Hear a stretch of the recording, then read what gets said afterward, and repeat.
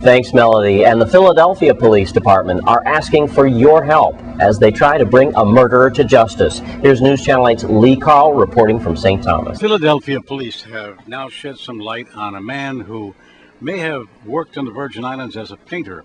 He was first listed as missing, and now the Philadelphia police say they want to contact the next of kin because they believe he's dead.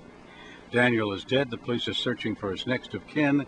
Department spokesman for Philadelphia, Ray Evers, tells us the 25-year-old Daniel, known to have used two other names, Desmond Singh, that's S-I-N-G-H, and Bernard Singh, positively identified through a fingerprint. And next of kin was never notified. Evers said Daniel perished in a fire he set after killing his ex-girlfriend, 30-year-old Yolanda Pritchard, in her home February 21st in Philadelphia. According to police, Daniel went to the victim's home, began to argue with her, stabbed her twice, killing her. Police said the victim's three children were in the house. The 11-year-old daughter also stabbed as she tried to intervene. Evers said Daniel doused himself and the house with a flammable liquid, set fire to the house and himself. 11-year-old, her 9-year-old, and the 1-year-old managed to escape. When police arrived on the scene, they found two obviously dead victims, the child suffering from a stab wound. Philadelphia police have listed the incident as murder-suicide. Now, Daniel lived in Norrietown, Pennsylvania, and had a Pennsylvania license, but it's believed he may have lived here in the Virgin Islands for some time, and someone may have information to help locate his family. Officials in Philly requested assistance of the St. Thomas police to contact a family member or anyone who may have known or recognizes this person so his family can be contacted. He may have lived here in St. Thomas and worked as a painter. St. Thomas Police Chief Rodney Carrard said that in a written statement released Tuesday, and Carrard asked anyone with any information to call the number 715-5548 or 911. In St. Thomas, Lee Carl for News Channel 8. There was a marijuana bust earlier today in the Estate Grove area of St. Croix. Let's go to Deputy Police Chief Howell for an update. This is Deputy Chief of Police Chris Howell. On June 24, 2008, I was assisting patrol units in routine patrol in the area of Grove Place, Frederiksted. This routine patrol was part of a new initiative that I've undertaken in order to put my finger on the pulse of the patrol division in order to determine their strengths and weaknesses and see how we can make improvements across the board. While on routine patrol in the Grove Place area, I came in contact with an individual that I know from my experience as a drug investigator assigned to the DEA HUDA Task Force.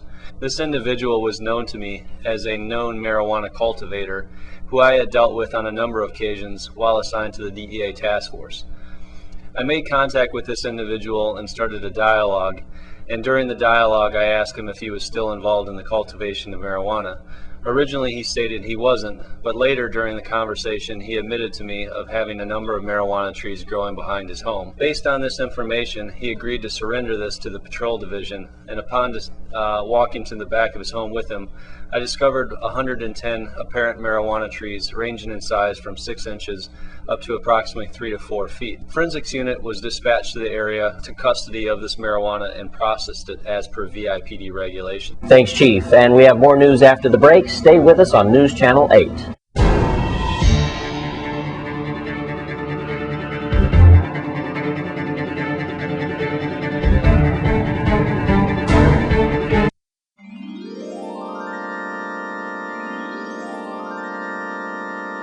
Earlier today, News Channel 8's Lee Carl visited Charlotte Amalia High School. Let's take a look. This might seem like kind of strange, people pulling up tile. This is the music suite at Charlotte Amalia High School. I've been in here many times, practices, recordings, whatever.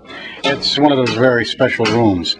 And so Home Depot has joined with Charlotte Amalia and the Band Boosters. Who is this? My name is Kurt Wilkinson. I'm the operations manager for Home Depot. You are? Okay, very good. Excellent, excellent. What a nice effort. How many people do you have here? We have about 15 to 18 people that has volunteered for this project. Most of them haven't arrived as yet. Some of them are still working today, but around 11 o'clock, everybody should be here.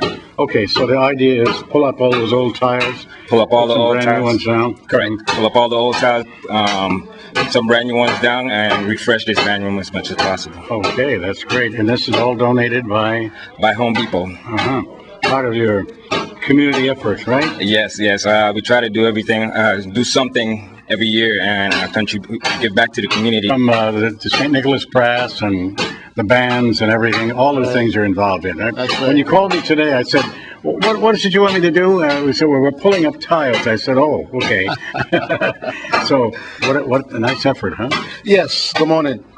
This is a nice effort from my Home Depot and their team to partnership with us in making the music suite a more habitable, more positive structure for our students, for the kids, and for the public.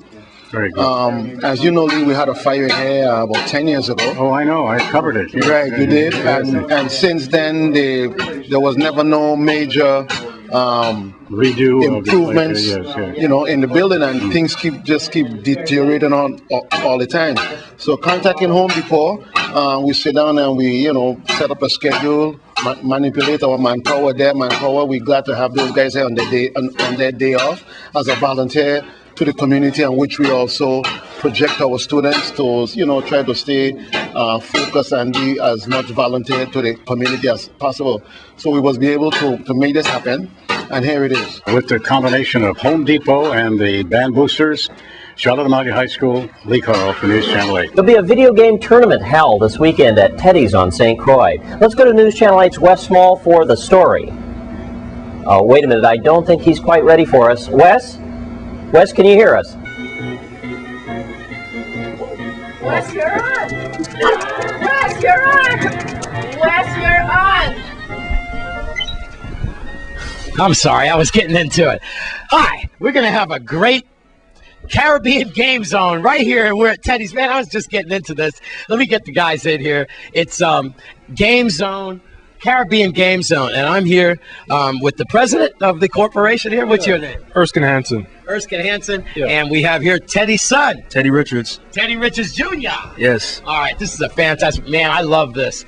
Like I said, I can't text message, but I could darn sure Nintendo 64 my butt off. I'll tell you that much. We're going to have a great tournament this weekend here at Teddy's, and we're going to explain all about it. We understand, though, that doors open at 10 o'clock, so you can get registered here, and then the games start at 12 o'clock, and then 2:30 on Sunday. So, Erskine, tell us all about this. This is fantastic, man. Oh, basically, we're trying to do some stuff for the kids and whatnot.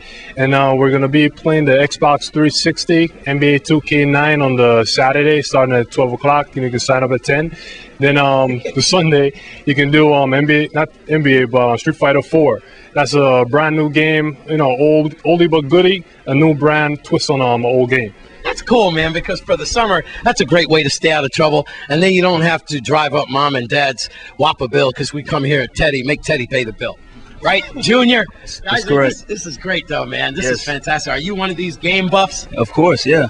Yeah, well, the Nintendo 64 is old school. So that means you're going to have everything here for the old guys like me, all the way down to the new stuff. Yeah. All right, well, tell us more about this stuff, and how much does it cost to enter and things like that. Okay, it's $15 to enter for one tournament, either day one or day two, you know, Street Fighter 4 or the NBA 2K9. But if you want to play in both tournaments, you get to play for $20. Oh, that's cool. Yeah. So 15 for each tournament, but if you do two tournaments, $20, so you save $10. Exactly. All right, is there a number you can call or something like that, or just show up, or what? Yeah, 332-6786. You can buy your tickets early at Urban Threads or Alliance Clothing. All right, one more time with that phone number. 332-6786, or you could go to our website here. It's CaribbeanGameZone.com. And aside from the main video games, you know, the mic. I got NBA 2K9 and Street Fighter 4, you can also play the old school challenge that we're gonna have here. That this young man is trying very hard to play right now. And all right, we're running out of time. I'm Wes Small for News Channel 8. You get him, Mario.